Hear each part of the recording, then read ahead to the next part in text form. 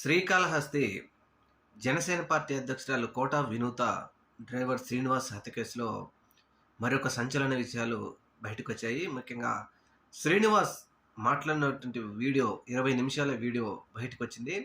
అప్పట్లో కోట వినూత మెడ్రాస్లో జైలుకెళ్తూ కూడా చెప్పారు. బయటకొచ్చిన తర్వాత అనేక విషయాలు బయట పెడతారని.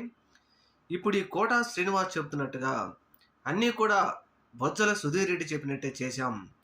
ఇది తెలుగుదేశం పార్టీ నాయకులు, తెలుగుదేశం పార్టీ పెద్దలకు కూడా అందరికీ తెలుసు.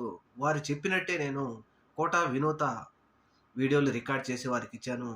కానీ కొన్ని సమయాల్లో వారిని చంపడానికి కూడా ప్రయత్నించినప్పటికీ ఇది గమనించినటువంటి కోట వినూత దంపతులు నాకు కారు డ్రైవింగ్ కూడా ఇవ్వలేదు అని చెప్పేసి నేను తెలుగుదేశం పార్టీ వారికి తెలియజేశాను. ఆ తర్వాత వీడియోలు రికార్డ్ చేసే సమయంలో వాట్సాప్ మెసేజ్ వస్తే ఆ సౌండ్ విని నన్ను గమనించినటువంటి కోట వినూత గారు పట్టుకోవడంతో ఈ విషయాన్ని నేను తెలుగుదేశం పార్టీ నాయకులకు చెప్తే, నీ చావు నువ్వు చావు అంటూ ఒక వీడియోను ఆయన సుదీర్ఘంగా విడుదల చేయడంతో ఇప్పుడు తెలుగుదేశం పార్టీ ఏం సమాధానం చెప్తుందో చూడాలి.